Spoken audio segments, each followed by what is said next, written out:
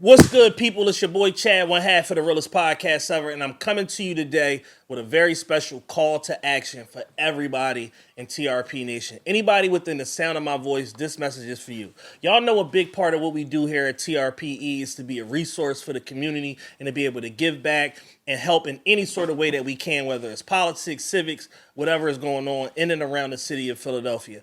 August 27th through the 29th, I need everybody that's available to show up and come to the Six-Man Center, 4250 Wissahickon Avenue, right in the heart of East Falls, to be able to come with us to celebrate these young men and the Philly Pal Association coming together for the Shoot Hoops, Not Guns basketball tournament, powered by Philly Youth Basketball Association and our triple OG, Mr. 4th District, Curtis Jones Jr. That's right, August 27th through the 29th, Philly Youth Basketball, Mr. 4th District, Curtis Jones Jr. coming together at the Allen Horowitz Six-Man Center, 4250 Wissahickon Avenue to host this basketball tournament. Doors open at 6. Games start at 7 p.m. and we're going to be rolling until they done. So we got games all night Tuesday, all night Wednesday, championship game for the middle school and high schoolers on Thursday. Make sure y'all pull up, man. All we ask for is your support. If you want to sponsor, please reach out to me at official TRPE on Instagram, and I can point you in the right direction. And other than that, if you want to attend, we don't ask for anything. Just pull up and provide your patronage. Y'all used to hate on all of my moves, but now niggas on it.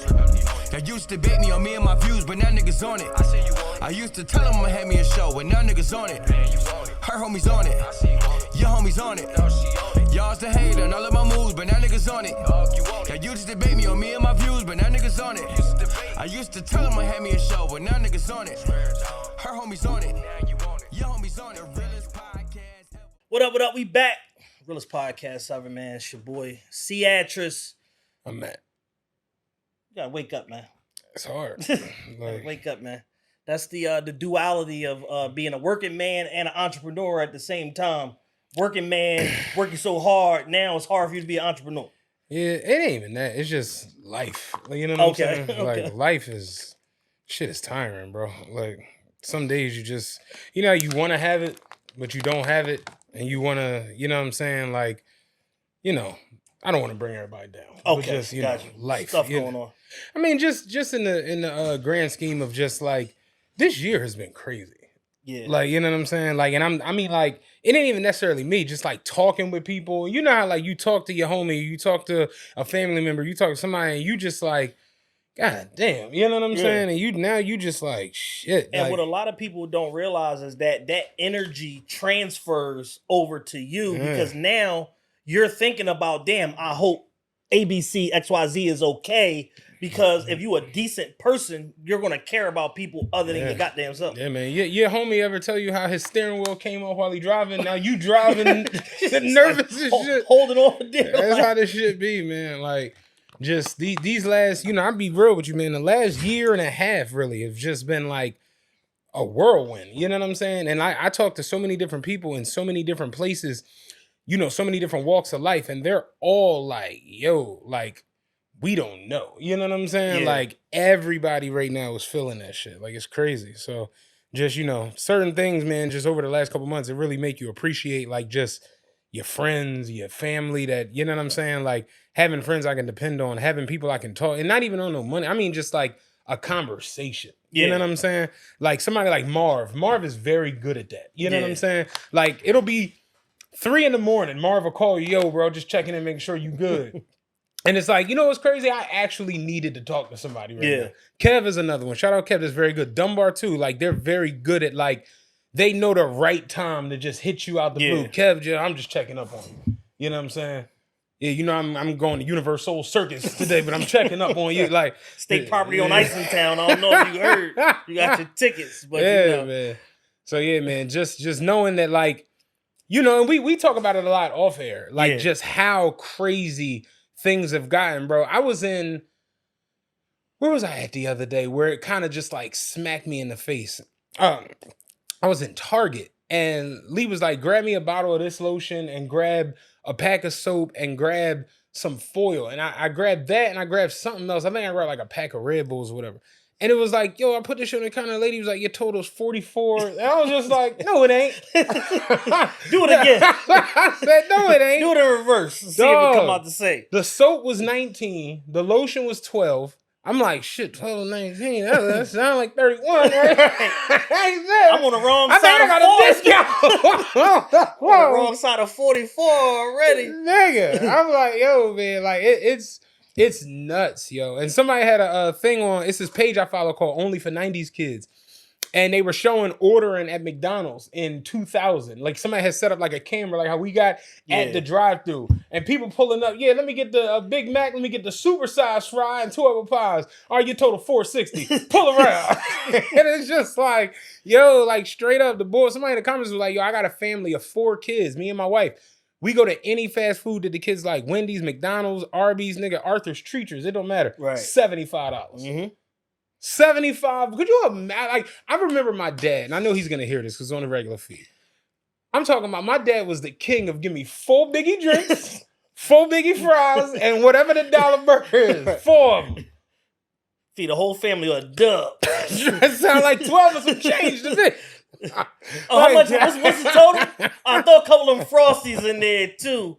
Since I'm under the dub. Next time we gotta go to Delaware. It's just a straight 12. Like, Texas is crazy. Texas is wild out here. It's only an 18-minute drive if I catch a wave. Yo, you could feed a family of 4, dog, for a dub back in the day. Yeah. Now you go out $75 at fast food. Don't let you go to any, half a Michelin star restaurant. You know what I'm saying? You looking at 3, 4. This shit is crazy. So just talking with people and hearing the shit that people are going through, it just is like, and I'm not great, but it just like make you appreciative of like, yo, there are people out here that really got nowhere to turn. For sure. They really can't like just turn to their folks, turn to their pop, turn to their mom, turn to their family. Like, motherfuckers is out, like just on angles, dog. Like angles. Like, I seen a girl break down the other day about her car. That shit fucked me up. Like, completely rattled me. Yeah. Fucked me up. Like, You ever see like in movies like when like the kid get killed and the mom see it, like that kind of crying screaming, and it's just like, yo, like that shit is like, damn, like, you know what I'm saying? Like it's crazy where we at right now with it. You know what I'm saying? Like a blown tire can throw people completely off. Because your tire might be $400. You might only be staring at $136 to get you to payday, and now you got to leverage whatever you got to do and move this around and skip this and payment arrangement that to take care of the 4, because how I'm going to get around if I don't take care of the tire? Yeah, I got a funny payday, John, for you. So all my life, every job I've ever worked has paid weekly. Weekly pay, right. Weekly, I don't know, for whatever, I'm talking about the first job I had when I was 16 was weekly pay. Yeah, I haven't been as blessed. I might have had like 1 or 2 in the beginning. When I worked at what was the sneaker store in Penrose? Footstop. When I worked at Footstop. Worked at Footstop for like a good 4 months. You look like one of them. Yeah, you slick your shit back. You look like one of them Italians. I worked at Footstop, and then I worked at Total Sport.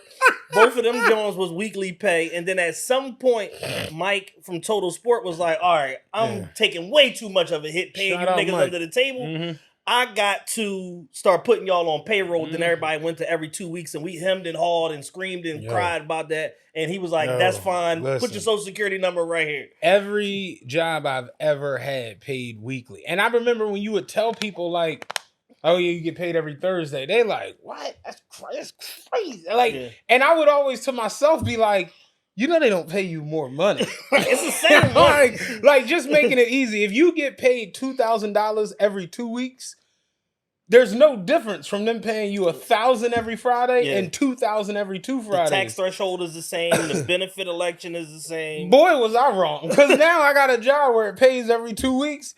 That and you like, damn, ain't nothing. Like, y'all want to put a law on it? Like, dog. I be checking, looking. The first week I called Navy Federal. I'm like, hey, it wasn't the ACH for nothing.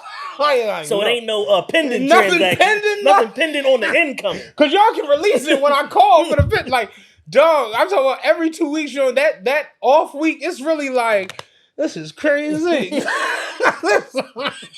didn't put nothing in This is outlandish. I'm about to drive Uber or something. Like, yo, it's crazy.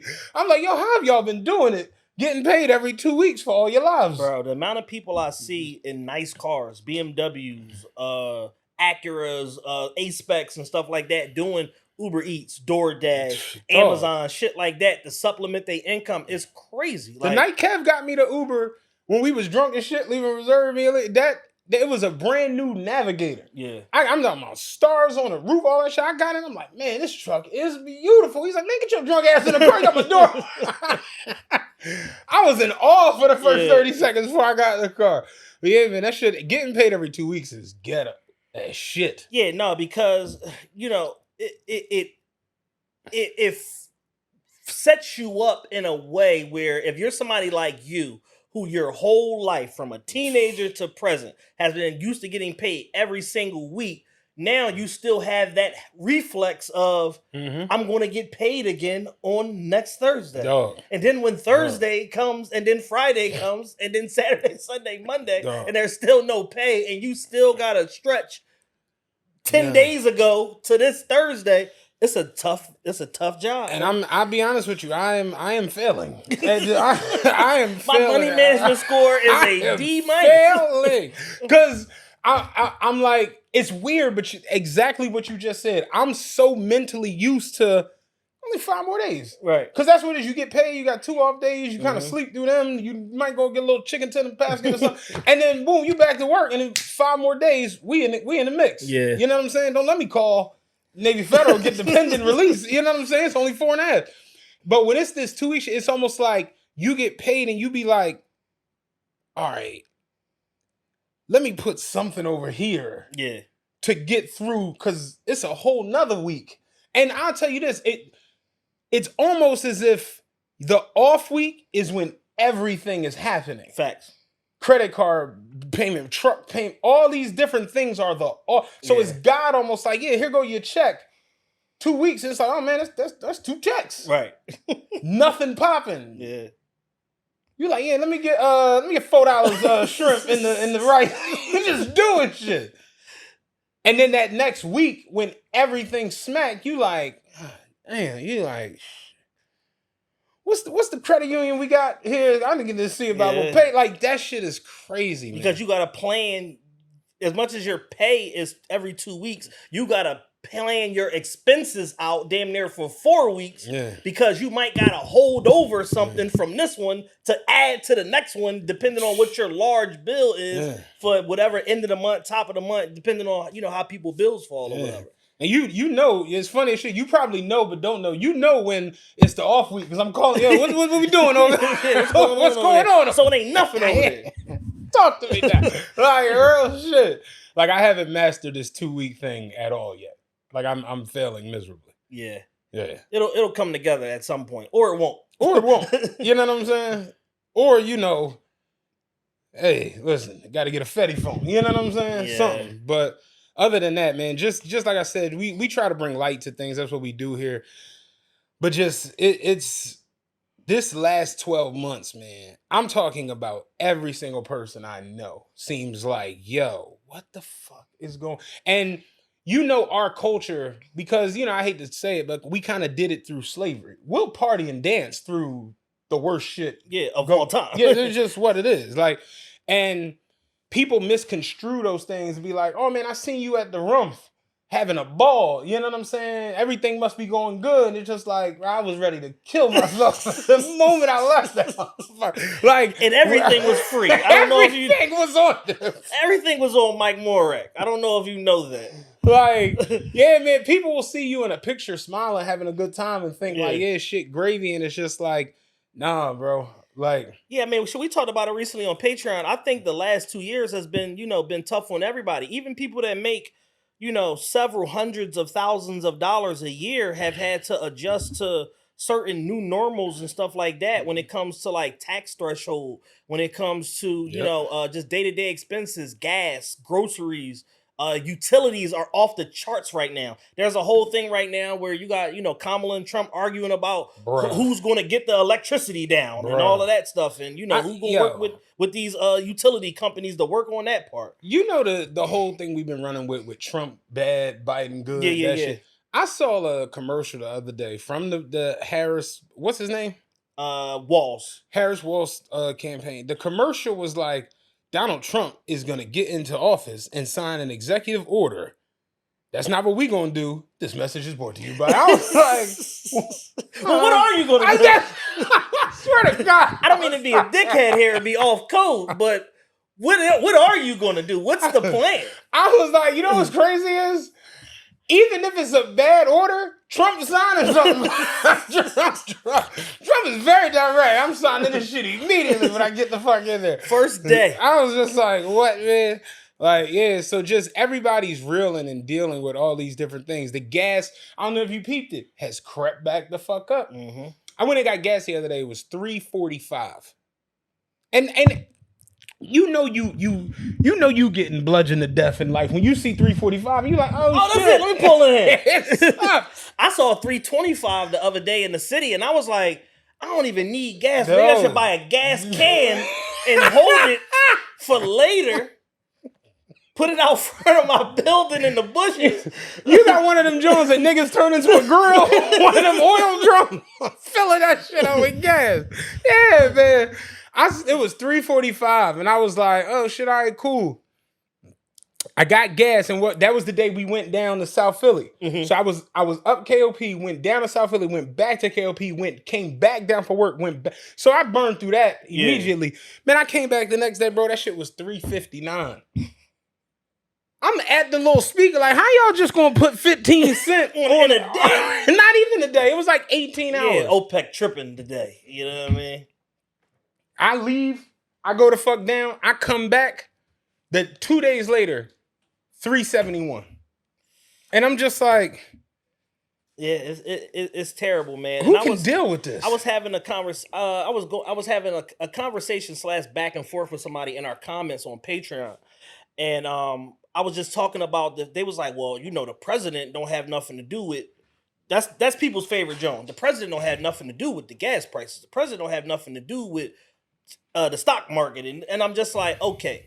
So if you think that these things are just, even though they are independent agencies, but if you think a president has no impact, they don't have the phone number to the president of OPEC. Yeah. They can't even get in contact with him to be like, yo, what are we doing with the supply levels? What's the output right now? What's your forecast? What's the we need to work together to get this shit down, and it will be so. Mm-hmm.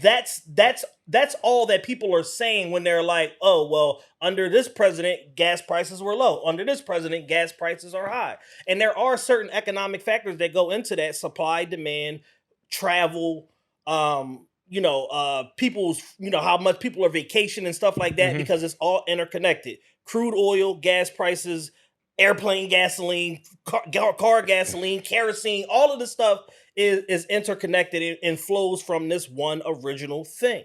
But if you think that a sitting president, has no way to convince the president of OPEC to up the supply or shorten the supply or whatever, you got life fucked up. And you are living in some dystopian reality where, you think that whatever people tell you or whatever you see on the idiot box on television or on YouTube is 100% true. And I don't live in that world. I question everything. I have a cynical eye toward everything because I've seen too many things be presented one way, and then you get the real first person accounts from people that were there, and they like, oh, that didn't happen that way. Yep. That's not how that unfolded. Just the other day, I finally, for the first time, I don't know how I missed it all of these years, the video that Trump did after Charlottesville, after the 3 people mm-hmm. got killed, whatever. And what the mainstream media showed us was, he said, oh, there was good people on both sides and and it's a tragedy, woo, woo, woo, woo. What you don't see is him say, there's good people on both sides. People, lost their lives. There were regular protesters there, but there were also troublemakers. And then there were people that were, basically saying, don't take down these monuments that were peaceful. They weren't on some nonsense. And then he says, and I quote, not the neo-Nazis or the white nationalists or whatever you want to call them. So they completely cut that part out in order to frame it as like, oh, he's a Nazi sympathizer. Yeah. He's a white nationalist sympathizer. And this is not an endorsement for Trump, but this is just what the media does. And I'm pretty sure there's examples of shit that Fox News has ran or whatever on Democratic people that was less than flattering because they completely cut 13 seconds out of something or whatever and splice something together or whatever. There was another thing recently where there was a super cut on a Joe Rogan podcast where he was talking to, this guy that's like an economist, science professor and all of that. And they were talking about, Kamala versus Tulsi Gabbard and blah, blah, blah. And they took Joe Rogan's positive comments about Tulsi Gabbard and clipped them up with something positive he said about Kamala to make it seem like it was all one thing. And now he's suing MSNBC because of that. Oh. Because it's a fuck around and find out moment. Y'all can't keep playing these games and trying to manipulate people's words in order to misrepresent what they actually said or to change the spirit of the conversation. You're not allowed to do that.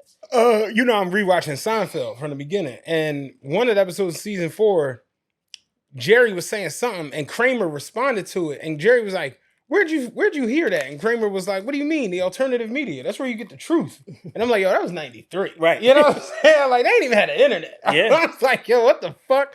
So it's like, yeah, man, the spin from all these, like, I'm be honest with you, bro. And this is the conversation I've had with like 4 or 5 different people. Life right now is so hectic and so all over the place that mad people are like mentally just checked out. Yeah.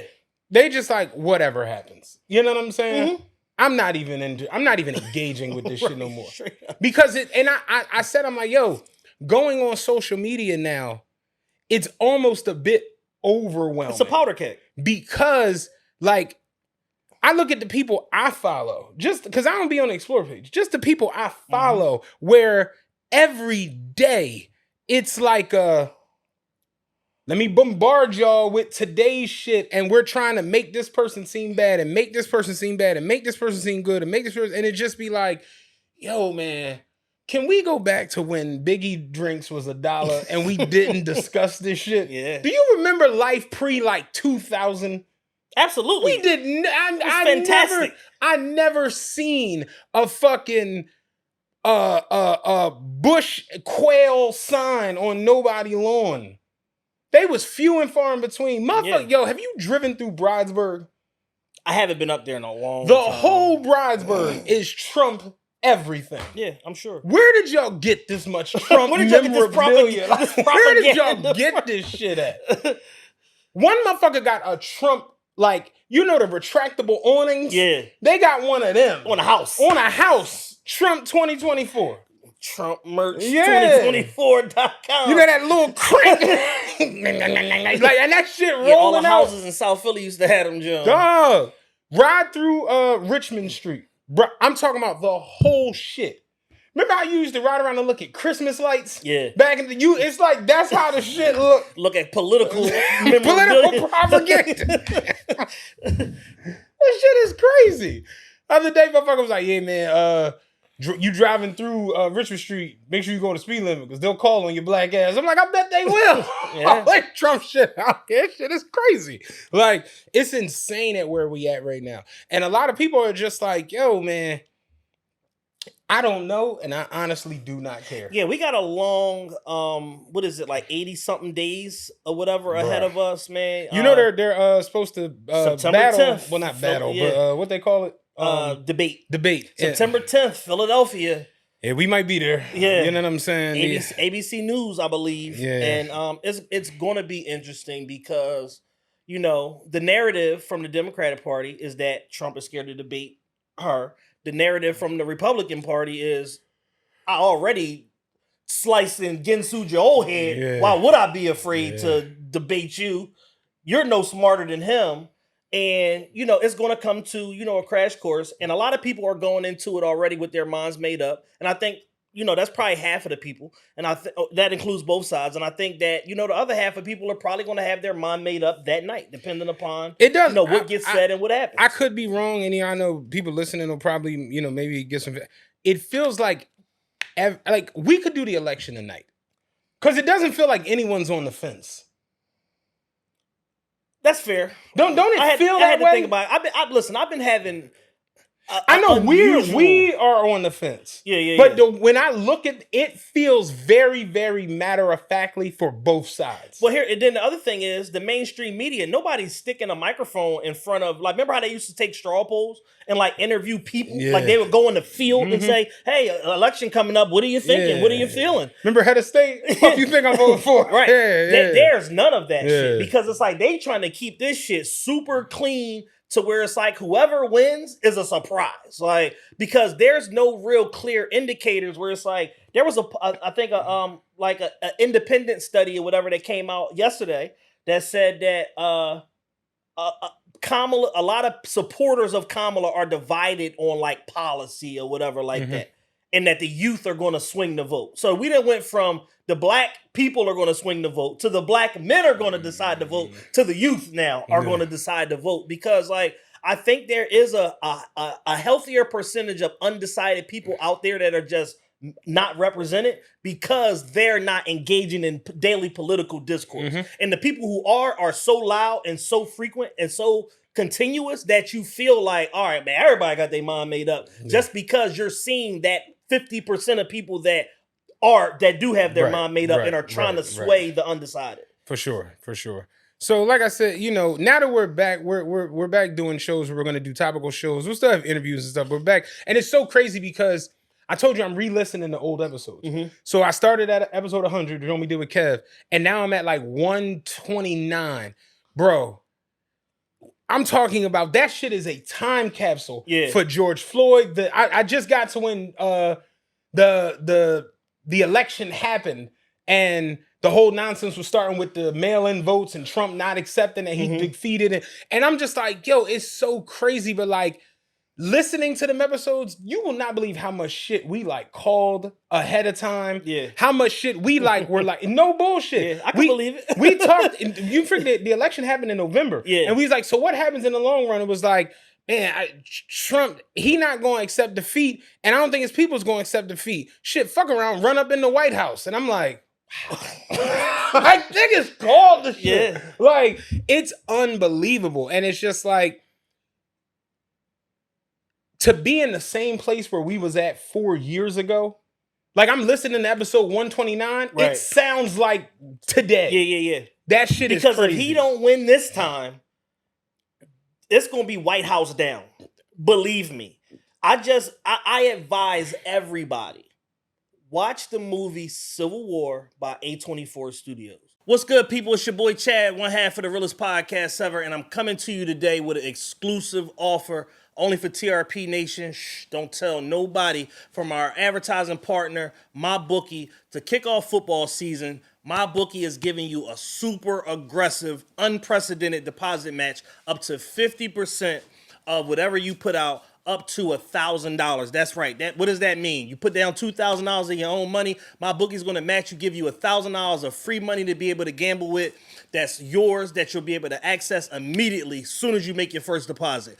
Go right now, use our special offer, bit.ly/join with TRPE. It's case sensitive, so make sure you capitalize the TRPE to get this legendary offer. And if that link is too hard to follow, go to mybookie.ag. And when you check out, just use my promo code TRPE to be able to claim your $1,000 on your 50% deposit match for football season. Brought to you by the good folks at TRPE and MyBookie. It's not a fan. I thought you were about to say Avengers. No.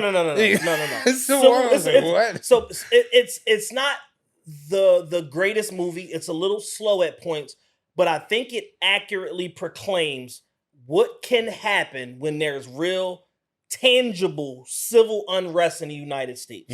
And essentially, in the film, a group called the Western Forces, which is a united conglomerate of people from California, New Mexico, Arizona, and Texas, basically start their own military and run a coup on the government and completely pummel the government as we know it now and the current United States military in short order. Like, it didn't take very long. It's a 2.5-hour movie. By the end of the movie, shit is completely different. Yeah. Niggas is taking pictures with the president's dead body. So with that being said, I think that it's completely understated how much people are married to their candidate and how much people are married to the thought of right or wrong, whether it's true or not, whether they're believing in a fallacy or not, these motherfuckers bet not steal this shit again. And if they feel like, yo, it's a close race, some funny business happened, whatever, it is going to the Democratic side, the Kamala, whatever, be prepared for motherfuckers to try to flip this shit upside down. And it's so crazy looking at the last election because remember on election night, Trump was ahead. Yeah. Until the mail-in votes started getting processed. And remember, Trump's whole lead up was don't fuck with the mail-in votes, they bullshit. And it's like, well, nigga, you kind of, you know what I'm saying? Like, and it's just so wild listening back to them old episodes because I'm listening to one the other day and I'm like, damn, we're talking about the lead up to the election the same way we feel about the shit now. Like talking about Biden, Harris, and Trump and Pence leading up to Trump and Vance with Harris and Walker. I'm like, it's eerie how similar some of them episodes sound like to some of the talking points that we're having 4 whole years later. What I'll say is this.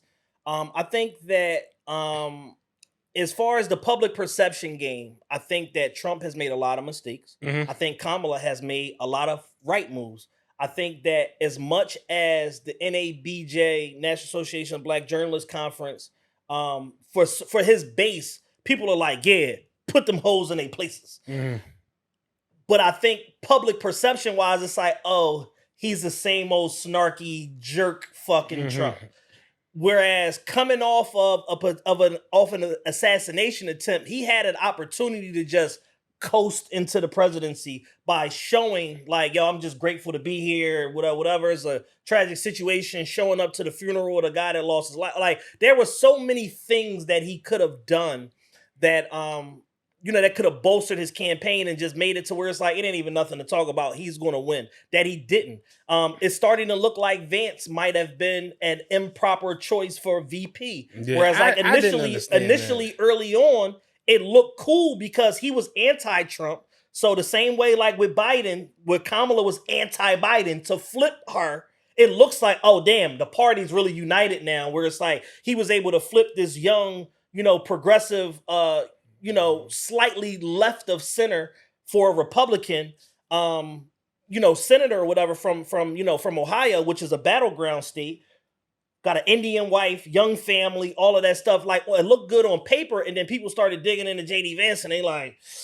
we might have fucked up. Yeah. You know what I'm saying? Like, oh, Vivek might have been the pick. Yeah. You know what I mean? So, and you have people in the media, people like Mark Cuban and stuff like that were like, yo, once upon a time, I was super high on Trump. I don't fuck with him now. Like, just boldly proclaiming that he has a loud voice with a lot of reverberation. So I think that a lot of his choices have kind of backfired, where a lot of Kamala's choices are like, yeah, like people are like, yeah, we fuck with it. You know what I'm saying? Yeah. People overwhelmingly fuck with the pick of like, Tim Walz. Yo, I can't get over the fact that he's only 6 months older than her. That is crazy. Yeah. I didn't know who Tim Walz was like 8 business weeks ago.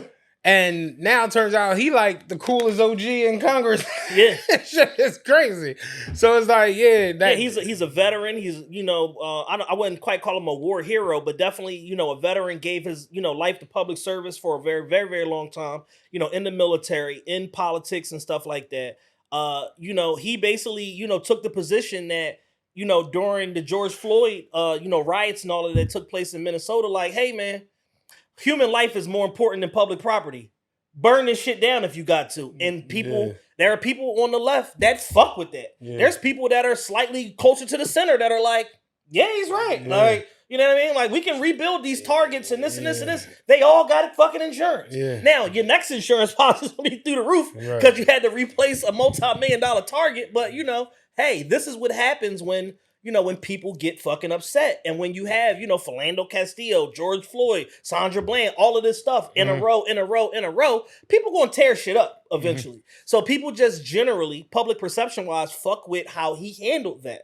And and we spoke about it on the pod in that run of shows that we did. Minnesota got their real nigga card stamped, back then. We had such good coverage of the whole Minnesota, the whole Philando Castile, the George Floyd, all of that shit, man. Because you gotta remember, we were in the field every day. Yeah. You as the party promoter trying to figure out the whole ban on COVID, and me as a bus driver being outside driving through all these fucking. I remember driving the 49, coming across Market Street, and every street I looked down was burning. Shit was on fire. That shit was crazy as hell. Man, I remember literally I drove through Delco across Township Line Road.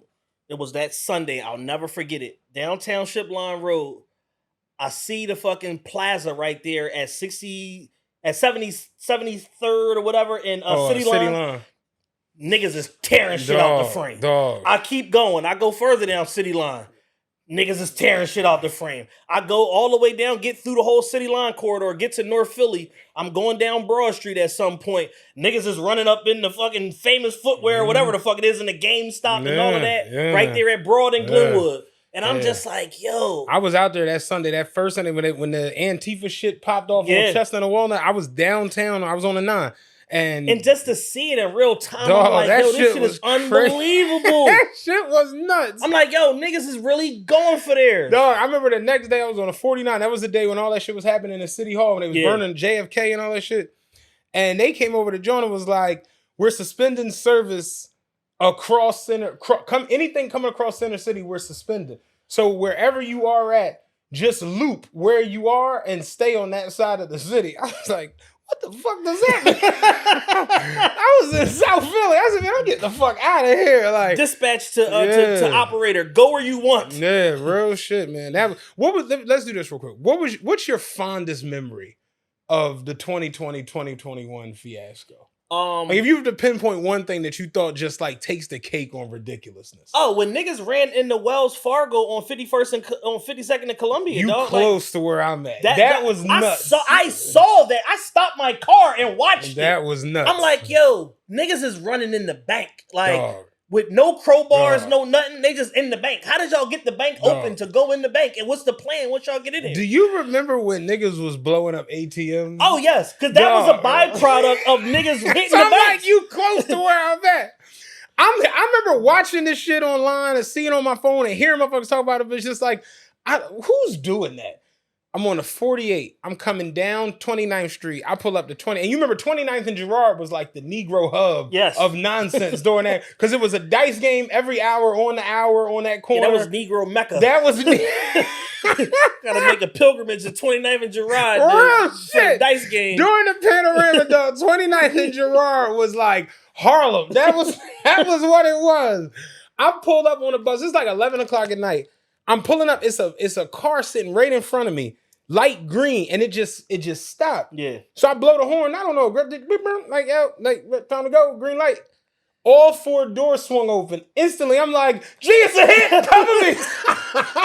I'm like, yo, what the fuck these niggas doing? All 4 doors swung open. So I'm like, yo, what the fuck? They all get out and run over to the ATM that's right in front of the Poppy store. So I'm like, ain't no way. Dog, all you seen was something spark and light. Boom! The shit blows up. When I tell you 40 niggas came running from every which, I'm like, yo, what the fuck is going on? They blew that bitch to smithereens. Yeah. Niggas was picking up paper. Dog, was money everywhere. Niggas scattering, hopping back in the cars, all that shit. Light turned green. I'm like, man. Next stop, Aspen. You know what I'm saying? What the fuck? Yeah, that shit was a daily occurrence. Niggas was blowing up ATMs. I see that shit happening right in front of me. And somehow, some way, due to good police work and the 27 federal agencies that were here in Philadelphia, they locked up every nigga that blew up an ATM in the tri-state area. Dog. Them niggas in jail right now. Speaking of weird in jails right now, did you see the cafeteria lady that got booked for the $1.5 million in wings? Yeah. They said that they noticed that things were going a little bit left when she submitted a $300,000 override for the yearly budget. Before I opened the story, it just said school cafeteria arrested on.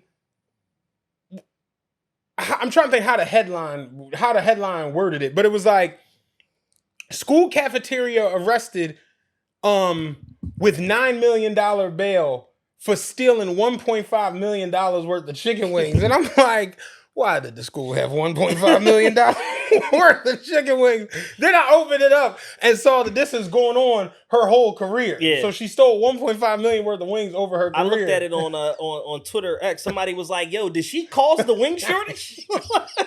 Like, is she responsible for the wing shortage? The best comment I saw was like, Lord, come get me. I done seen it all. Oh, wing Rico. Lord, come get me. I done seen it all. A chicken wing Rico is crazy. I'm like, yo, man. But that show you just where people is at. Yeah, they committing naked gun crimes. Yeah, somebody that me and Dan know very well just got locked up on a meat Rico. nigga was you know how got hit. So you know meat Rico. You know how like so you know how the truck, you got a tractor trailer, you got a tractor and a trailer. How the trailers be parked certain places or whatever. So these niggas is getting the drops on where the trailers are or whatever, and there's certain loads on them. So it might be a Nike truck, a meat truck, whatever. These niggas is going and hitting the trucks. Motherfuckers got jammed up with like 900 pounds of beef, like various cuts of steak. Various cuts of steak, ribs, all kind of shit. Oh my God. You know what the documentary got to be called? In the Meat of the Night.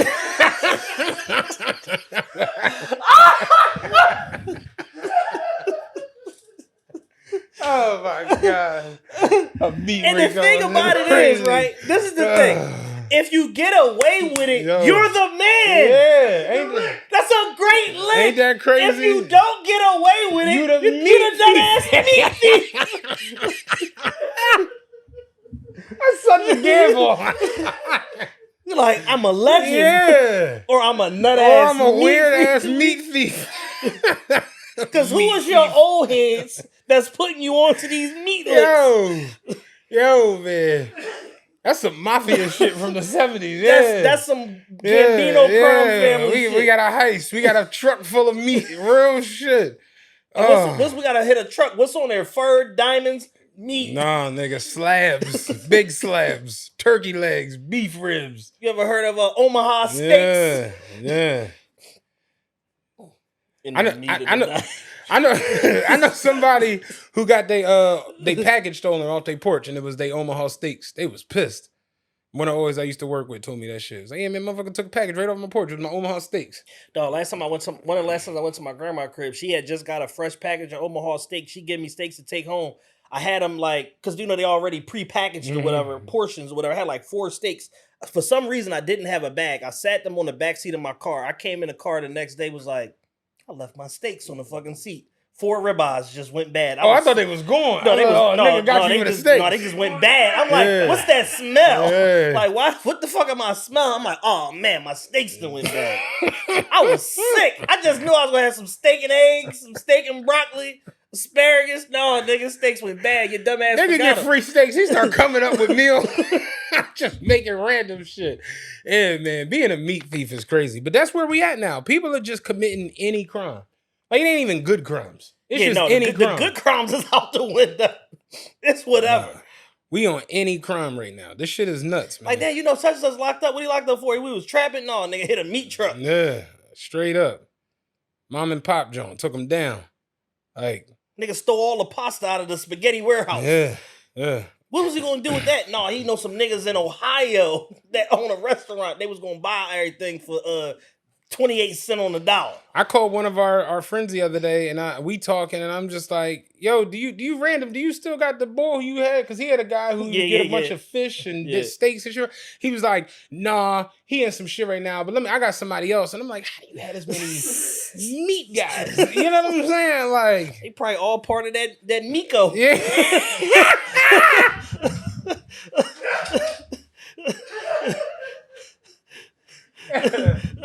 This show got to be called Miko / In the Meat of the Night. The Miko. Going down for a Miko is nuts.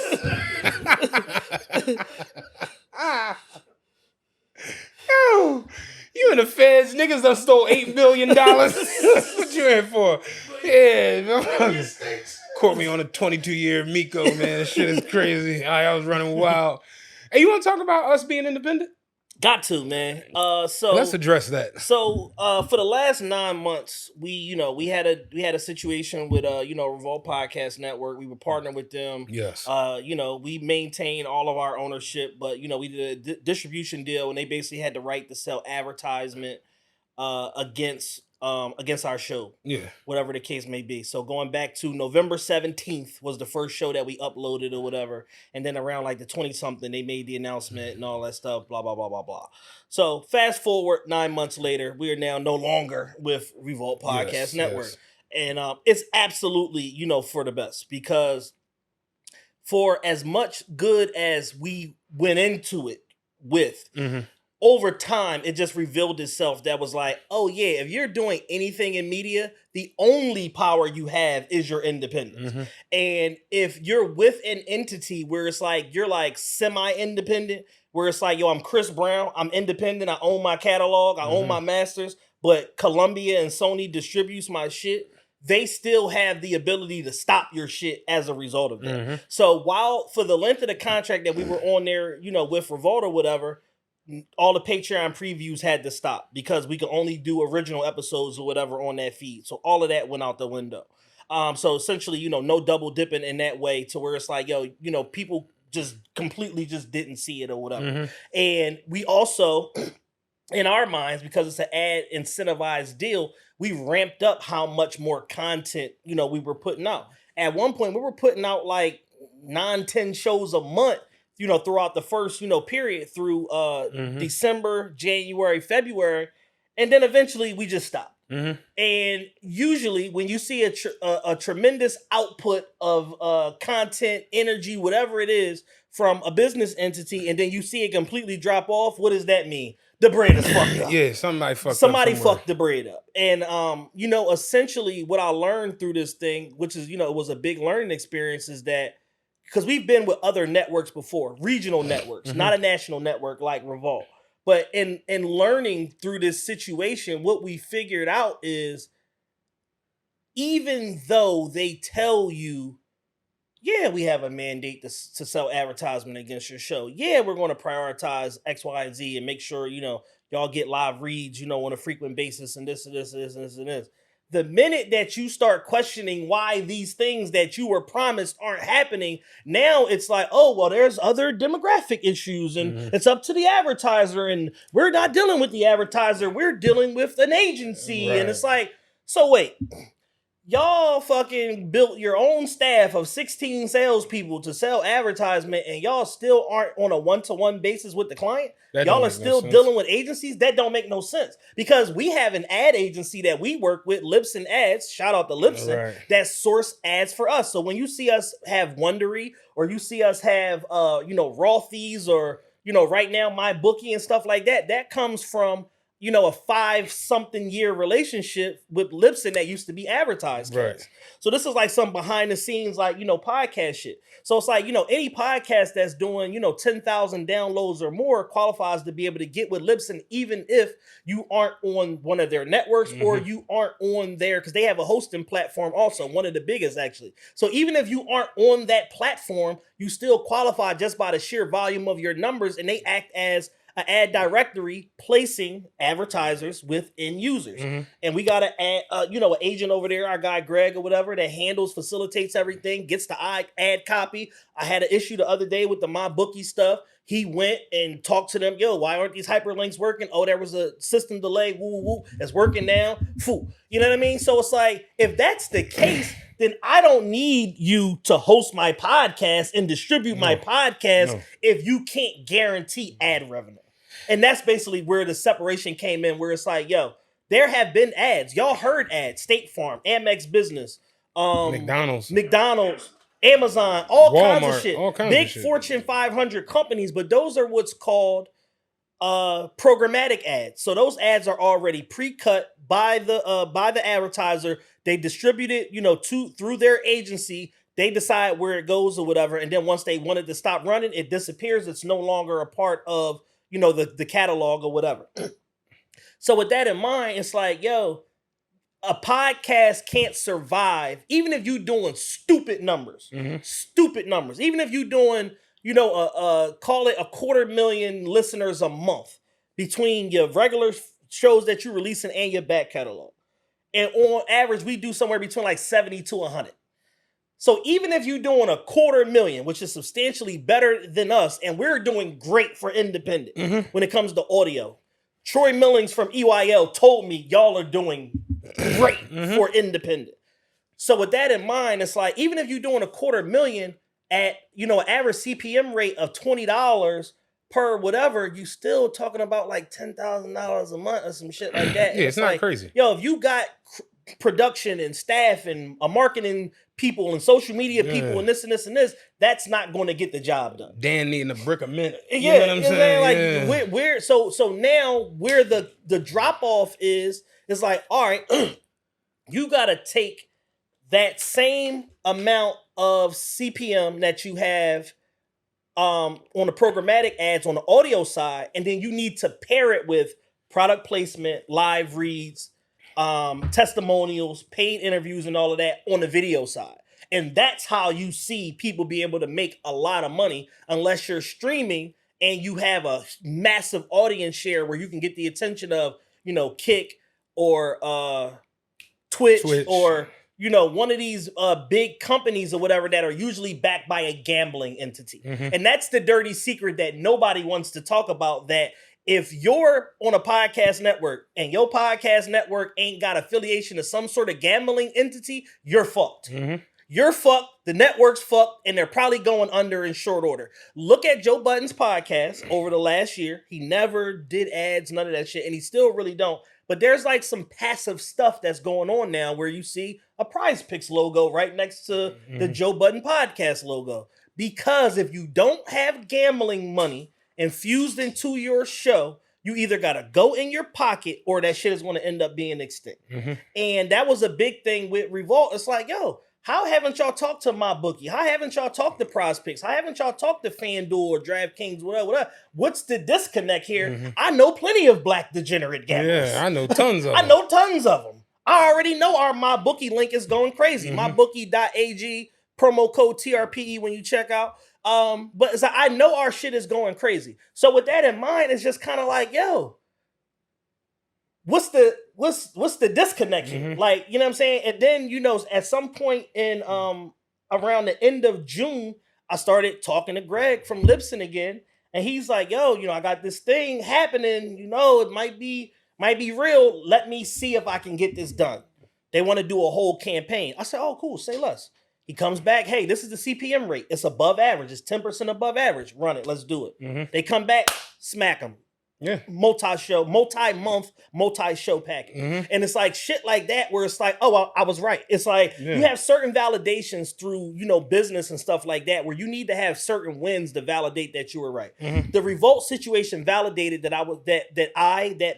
we, as an entity, were right about the trajectory that we were on, about audience share, about all of that shit, and that we were doing just fine in terms of as an independent entity, as far as our reach, our impressions, our viewership, our listenership, most importantly, all of that shit, that we were on the right path. The validation now is I'm out of this deal with these people that are a national entity, but I didn't get any marketing boost. I didn't get any financial boost. I didn't, have any sort of frequent pay schedule. Even when they came out, with their channel meter system where they supposed to log all of your payments and all of that shit, that's wholly inaccurate. So it's just like, and I didn't want to make it this, but I talked to a lot of industry insider people, and they like, oh, bro, it's just nigga shit. This is how the companies run. What do you mean you don't want to mess? That's what it is. This nigga shit. It's like, this is how, because there's other companies out there that I won't disparage because I haven't done business with them, but there's other companies out there that are black owned, whatever, and they like, yo, some nigga shit over there too. I'm trying to leave a nigga situation and go to another situation, and I heard that's some nigga shit too. Yeah. So it's just like, I knew it the first time where it was like, all right, yo, what's going on? You know what I'm saying? Like the first round of payouts when that was wholly inaccurate and wasn't right, it was like, yo, cause you know I got friends on this here network. You know what I'm saying? Yeah. And I've spoken to them. That's how I got here. That's how I got here. So it's like, all right, this ain't making much sense. Then I talked to the head of podcast and then the president of the network. And neither one of y'all are even remotely in cahoots. Y'all not even in the same fucking city. In terms of like proverbially speaking. And literally, because the nigga's in Africa. Yeah, you know what I'm saying? So it's like that. Where's the camera? Right here. I am never going to get over that. Oh, I'm in Africa shit. I'm never going to get over that. But it's like you in Africa, he in Oakland or Des Moines or wherever the fuck he's at. Yes. And we're talking to y'all, and I'm having a phone conversation with you. I hang that up and then get an email conversation with him that is completely counter to everything every you just told me on fucking the thing phone. that just said, and it's just like, you know what? I told you from the rip before I choked the shell. I'm like, listen, you deal with them, and you would have the back and forth and the dialogue because you're way more business oriented, pragmatic. Because I can't deal with the shit. And honestly, it was just like, I hate to say it, you got niggas doing nigga shit, and then once the puff shit happened, all bets was off. Yeah. Niggas didn't know whether or not they was going to come to the office and the doors was going to be locked. And you could feel that energy reverberated through everything. Yep. Because why isn't the directory updated? Why do you have podcasts on this directory that aren't even on the network anymore? From 2 years ago. Like, or podcasts that haven't updated. Your top shows are showing Carisha Please, and at that point, she hadn't released an episode in 9 months. What are we doing? What's happening, yo? And it's just like, why is Killer Mike's podcast still showing up on y'all directory? He ain't put a show out in 2 years with y'all. Killer Mike got 3 Grammys. He ain't thinking he about ain't even think about cutting no goddamn you got podcast. To be crazy. That was a side mission to get the music popping. Real shit. So it's just it became more and more evident after a while. Like, damn, we were brought on to fill out the roster. Yes. And the thing with filling out a roster is, I used this example the other day. You look at the '96 Bulls. Michael Jordan, Scottie Pippen, Dennis Rodman, Tony Kukoc, you had Luke Longley, you had Randy, Ron Harper, you had all these different players, Steve Kerr, but you had like Judd Bushler, who was on a minimum. You get to come into the practice facility. Yeah. You get to hop on a team plane. If everybody sleep, Jordan will play you in pity pat. You know what I'm saying? You get a check every Tuesday.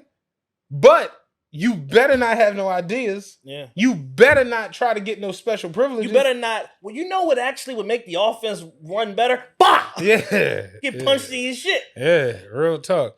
And, I just think it came to a place of like, listen, me and bro are way too precise with what we've done over the years independently, where for what it's worth, and we're not even talking about no grand scale, no grand scaling, but we took the right move all the time. Yeah. Whether it was me and you, me, you and Justin, me, you and Dan, me, you and Ra, me, you and Kev, me, you and like whoever was there was like, we just kind of made the right move. Even when it came to the way we did our live shows, we did the right live show at the right time, got in and got out. Now, yeah, we did have missteps across the way. That's normal. But it was like we kept on a trajectory that made total sense every time. Yeah. And we got with y'all, and y'all realistically just got in the way for 9 months. Absolutely. That's just wholeheartedly what happened. And it just got to a place where it's like, yo, we've done 44 episodes on this network. None of us are happy. Y'all got a lot of shit going on. Y'all don't know what's going on. Yeah. Like, and y'all got a new owner. Y'all still got the scandal and the stink of the prior owner hanging over y'all goddamn heads. He told everybody, every single episode that Carisha put out, every single episode of Drink Champs, this episode is sponsored by DeLeon Tequila, owned by a black man. He told you that. He told the world that over and over and over again, and we can't unsee that. So whatever he did is directly associated to y'all. Yeah. And I do commend them for being able to source whatever advertising that they could, given the circumstances of what the fuck happened. But you could just sense that the way they were running it was, okay, we got money coming in, but we don't know for how long. So we're going to hedge this, hedge that. And even talking to our people who are on the network and them saying, yeah, man, shit, like, you might not get a check this month. You might get one every 3 months. Yeah. Like, and it's like, yo, that's not what the fuck it was supposed to be. And I flat out asked, because I don't play when it comes to business. I'm very shrewd. I'm very direct.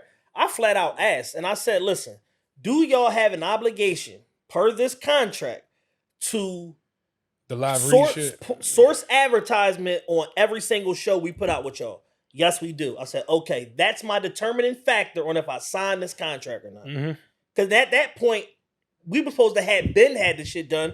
We did the live show celebrating the partnership back in fucking August. They didn't send me the contract until 2 days before that. Right. So I should have known then when you disappeared for 2 months, when we talked in beginning of June and said by July 15th or whatever that date was, we need to have all of this ratified. I want to have my attorney look at this shit, this, and this. And they just was like, I'm asking for stuff, and it's like, oh no, not yet. What do you mean, not yet? Yeah, what are you doing? What are you doing that's preventing you from? Oh man, I was on vacation with the kids, and it's like, so you don't have an out of office message, and I don't have access to you because you on vacation. Are you in Africa again? Yeah, what the fuck is going on over there? I never, right? I've worked in corporate. I worked for a Fortune 20 company. I worked for Enterprise Rent a Car. I worked for Enterprise Fleet Management. At no point, my supervisors, I had two supervisors. I had my my sales manager, and then I had my the group manager or whatever that ran the whole fucking operation or whatever like that. If either one of them were on vacation, you definitely knew in advance. There was a message that went out before. Hey, I'm out from this day to this day. If you need me for one-on-one personal time, whatever, let me know now so that I can schedule you in before I go. Boom. That was 3 weeks before they even left. I watch Lee do all this shit. I know how it goes. That's 3 weeks before they even left. Then when they do leave, there's an out-of-office message that lets you know, hey, this is Dan Hughes, group sales manager, Enterprise Rent a Car, Group 17. I'm in such and such till such and such date with either availability to answer my phone or unavailability to answer my phone. When time permits, I or somebody from my office will get back to you. And 9 times out of 10, if it was urgent enough, even though he gave us 3 weeks advance notice, even though he said, meet with me before I leave, if it was urgent enough or if it was a client-related thing or whatever, he would jump in the mix on vacation and be like, I could talk on this time, from this time to this time. Let me know, do I need to get on this call or if there's something that I can send you remotely from where I am. They got a 2-hour window in between butt naked luau. So from 4 to 6, I'm open. Let's get it. Like, real shit. My massage got canceled. I'm available. I'm on a resort, whatever. And it's like, I'm used to that level of accountability from people that are responsible for making sure that everyone, 1, is skilled enough to do their job, and 2, is responsible to make sure that everybody has the paycheck that they either want or need, or is commensurate with their level of effort. Or just what they fucking earned. You know what I'm saying? Like, and that was my joint where it's just like, talking to you and it's just like, yo, what took so long with getting this done? Oh, my fault, bro. It was in Africa. That's not a good response. That's a horrible response. That's a horrible response. Because there's this new invention called wireless fidelity. We shortened it to Wi-Fi. It's actually connected the world. Why are you unavailable because you're somewhere for I don't give a fuck how long? I know there are parts of Africa that are, second world, but it's just, I know they got a Kinko's or something over this month. It's just like, it got to be a Chick-fil-A with free Wi-Fi somewhere. All the McDonald's have free Wi-Fi. Are you close to the embassy? Like, what the fuck? Like, and that answer for me was like, that's some nigga shit. That's nigga shit. Oh, come on, bro. We was lit last night. It was like that, Joan. Yeah. It's just like, when you are middle management or above of a company, you don't get to take a vacation and be unfindable. That's not a thing in the real world. Which let me know that as much as they have brand recognition, 10 years in business, all of that shit is cool. Y'all not operating on a real world calculus because the shit that y'all do, that y'all normalize, doesn't fly in CBS's fucking newsroom. It doesn't fly in ABC's newsroom. And ultimately, I think that was the biggest issue. I think me and you are way too literal for a place like that. Like, we would function way better in something, and I not even a black and white issue, but I just think something that's way more tenured, something that's way more structured. A legacy organization. A legacy organization, exactly. Where it's like, Y'all are almost doing this on some, like, trying to think what I could compare it to. Here's the thing. like a run and shoot style situation, and you can't do what that. I recognize is this. They tried to, as Revolt Podcast Network is a brand new company. It only started Like less than 2 years. August of 2022 it started. So essentially, they tried to use the prestige and the acclaim of Revolt Television TV. Network Right. and make it seem like we're operating on the same standard and the same bandwidth, and they never were. No. And instead of saying, we a startup, but we aggressive, we did this, we did that, da-da-da-da-da, it ain't always going to be perfect or always going to be right, but we're going to work hard for you. They positioned it like, oh, we got everything under control, baby. No, it's all good. You sign with us. It's ads every show, live reads, product placement, start at this. And I'm just like, during my exit meeting, I'm just like, bruh, this has nothing to do with my feelings. I do real business at a high level, mega $1 million business. I used to work with $1 billion companies when I worked for Enterprise, and I ran a multi-million-dollar nightclub in Vanity Grant. Not to mention all of the other side projects and shit that I consult for. I'm like, this has nothing to do with my feelings. We have not been paid. Mm-hmm. That's a fact. That's not my feelings.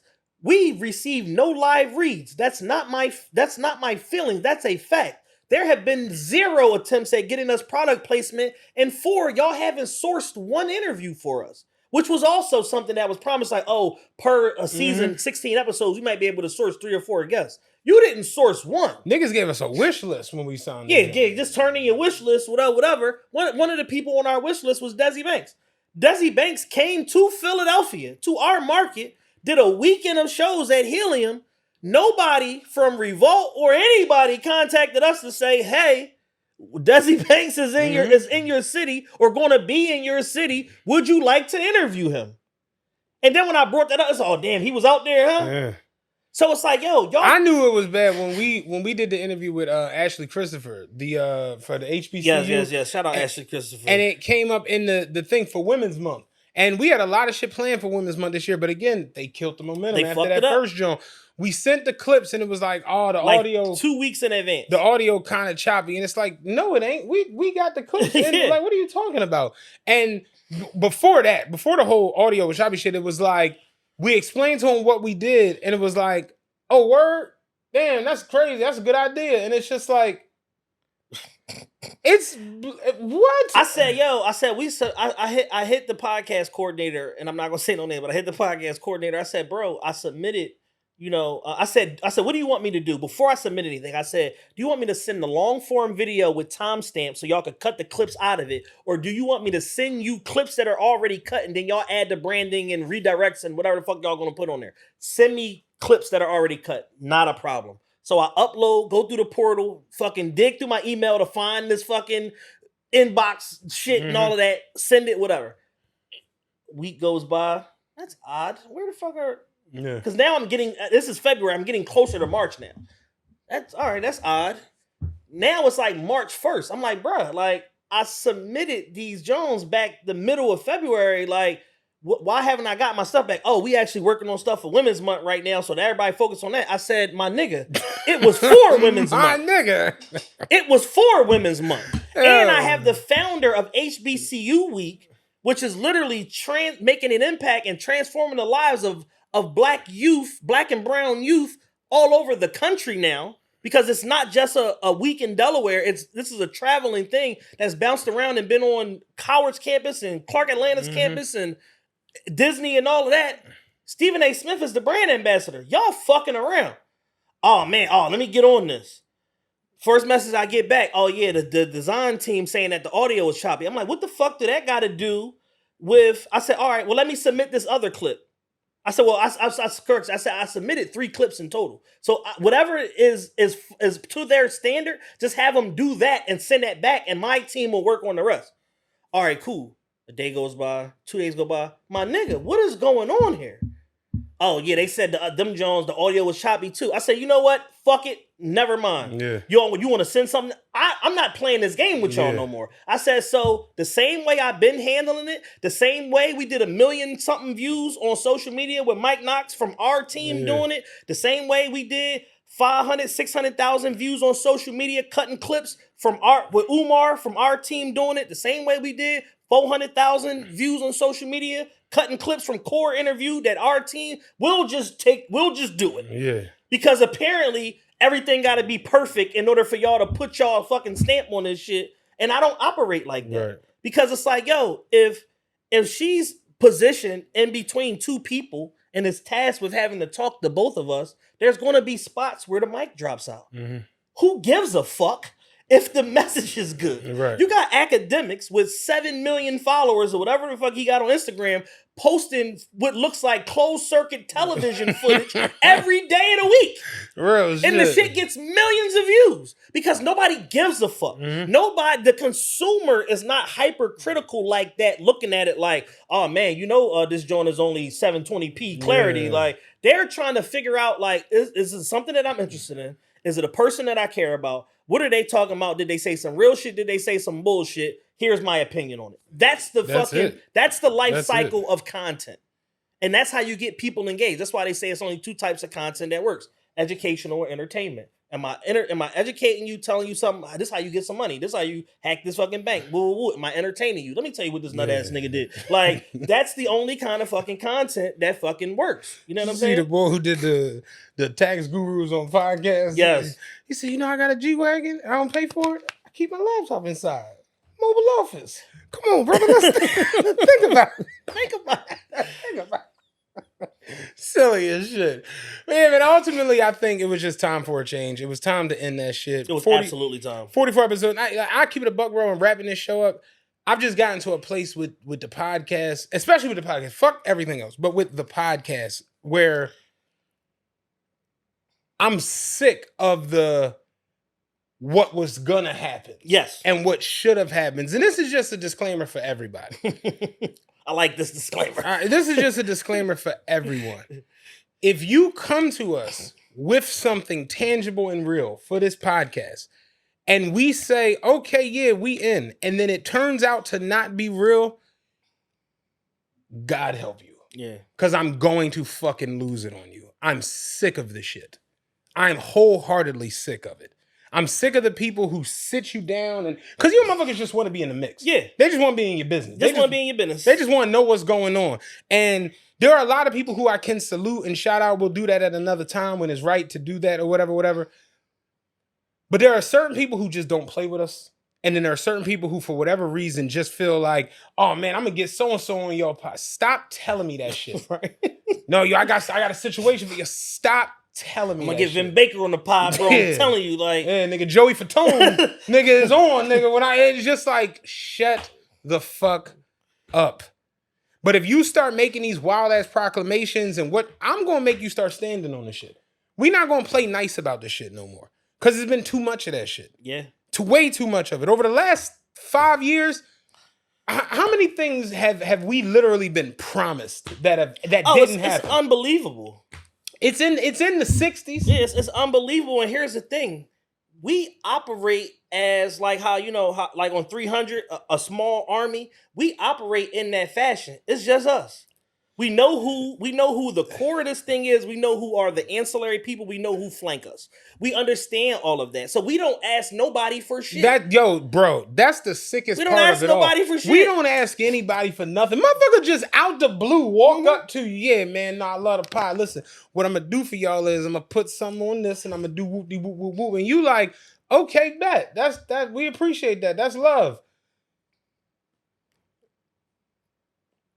8 years later. I was going to say 4 years later. Yo, what's up with that? Oh, man, just, let me see, the date of 28. Look at the time. Yeah, I'm working on it, and it's just like, yo, man, like, just leave motherfuckers the fuck alone. Like, yeah, man. Straight up and down. Like, one thing I learned with this, especially this deal situation, is we're on par with everyone that's on the top tier of any of this Absolutely. shit. As far as content, as far as interviews, as far as fact finding, as far as storytelling, we're on the top tier of all of that shit.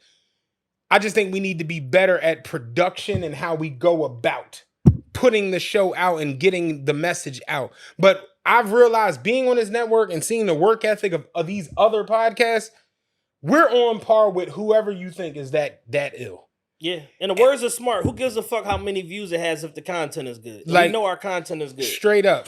And I look at this deal, like you said, it was a learning experience. And what I took away from it was branding doesn't necessarily mean great. No. And because shout out to Mir and Steph, the interview we did with them last week. And I was chilling the other morning. I was having a rough night, like overnight or whatever. And I'm just chilling outside, like parked up on 3rd Street.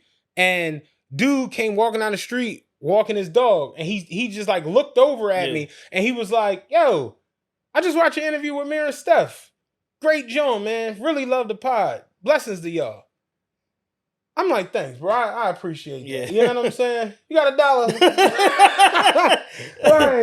Go get a little iced tea or something. You know what I'm saying? Like, but just randomly, just walked up and said, like, and I was having a rough night. I was just like in a bad little space.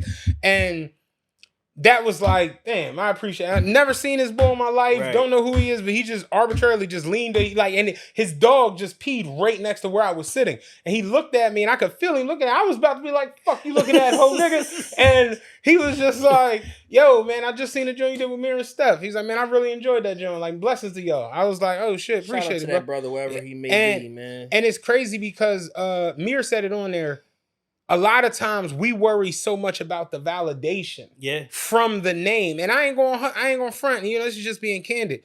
When we got the initial play, it was like, oh shit, we were Revolt. Like, okay, yeah, like Drink Champs, Carisha Police, like we in the same wheelhouse as that. And then you get there and you just like, hey, my code ain't working to get into the practice facility, man. What I gotta do? Oh, so there's zero crossover between the two. Like, yeah. Because y'all don't even own the audio to Drink Champs. Y'all biggest show. Y'all don't even have the right to distribute their audio. Y'all got to get your own house on it. Right. So I'm just at a place, man, where it's just like, I enjoy doing this, especially these type of shows. I enjoy talking shit. I enjoy being with y'all, but it's just like, that shit was a dark cloud that was really starting to like pummel us. Yeah. You could fit, and it's so funny because we immediately came out and was like, yo, you know, we leaving the network, we back independent, and we did those couple Patreon episodes that went absolutely like one of them just got like 70 something comments, and literally I had multiple people hit me up like, yo, y'all sound so fun again, y'all sound so, and it's just like, I don't know if that was what it was, but you know, even to the interview aspect, like you want to be on that level because you on a big network. Yeah. So it's like, why not showcase and highlight you with these people and do like, yeah, I ain't gonna hold you. There were certain times where it was like doing shows on like certain shit that was going on wasn't appropriate for like, think about it's Women's Month or it's Black History Month or whatever. It's just like, why not talk to Smart or Umar or the leader of the HBCU tour? That's got to be better than us discussing Meek falling down the steps. Right. You understand? Yeah. You would think. Or Nicki Minaj cursing out Lotto for the 18th time. You would think that would be more important or more impactful. But then you realize, and that's when we're going to get into the next show, like, sometimes niggas don't give a fuck. You know what I'm saying? And that's real. So, you know, being able to find a balance and being back independent where it's just like, man, we cut the mics on. Like, let's just cut the mics on and go for what the fuck we good at. You know what I mean? With that being said, y'all going to get continue to get a blend of short form content, you know, long form shows like this, an hour, 2 hours of us just, you know, talking, ripping about topics about our lives, about personal shit. Y'all going to get interviews. Y'all going to get field stuff. We're covering, you know, the Dope Fest on September 29th. We're going to have a live podcast that's going to be free to the world on September 28th at the Winfield Food Truck Festival from 2 to 7 on Saturday, September 28th on North 54th Street, right around that corridor where Pete's and Winfield Pizza and all of that is. We'll be there, the same place we got honored at last year, where they gave us our decree from the city. So we'll be doing a free live podcast September 28th, Dope Fest September 29th. Yo. Basketball tournament we hosting at the end of the month. August 27th to the 29th. Funny as shit real quick. I was at work the other day and somebody had mentioned like getting the citation from the city or whatever. And I was like, yeah, it's literally at the point where they just be giving them joints out. Listen, man, they mass producing the fuck out of them. And the boy turned around and was like, you could see he kind of like, he started to go down the joint like, niggas always hating on something like motherfuckers doing dope. And I'm like, no, I'm not hating. I'm like, I just, you know, I know firsthand, like they really just be throwing them joints to anybody or whatever. And he was like, how would you know? And I'm like, because they gave me one. I have one. I have one and I'm here with your fat head ass. You fat head motherfucker. I'm like, yeah, like, what the fuck? He was like, what you get one for? I'm like, my podcast. He was like, wait, what? And I showed him the picture. He was just like, oh, damn, that's lit, bro. I'm like, yeah, this is, it's a piece of paper. Like I'm telling you. I'm telling you, they just mass produced. Shit is in a manila envelope in my house right now. It's like my band participation certificate. Listen, right? The build up to receiving it is better than receiving it. Straight up. I'll say that. Yeah. The build up is tremendous because you're like, oh man, I'm getting honored by the city. It's gonna be lit. Yeah. Nobody cares. Then you get there and they boxing down the street, and that's what you're worried about. Real shit. Yeah, fucking lucha libre boxing and shit. Shit is strange. If y'all not on, was two husky young boys slugging this shit out. If y'all not subscribed to Patreon, subscribe to us on Patreon for free. Free 99. Patreon.com/official TRPE. Subscribe now because starting in November, Apple is hitting that ass with the tax, man. Apple is coming for everything. If you sign up through iOS, they charge you like a 40% fucking surcharge every month. It's outlandish. It's on Instagram ads, the whole 9 already, and they slow rolling the Patreon. So November 1st is the cutoff date. So if you want to fuck with us on Patreon, get in now for the introductory price of free 99, followed by whatever your subscription is after that. Patreon.com/. I don't even have the energy anymore to see who's scamming on Patreon. Do whatever you like. You remember the motherfuckers changing tiers? I don't. Do whatever you want to do. I don't care anymore. Straight up. As in the words of Nori, like Digital Underground. Do what you like. Do what you like. Straight up. We out. Peace.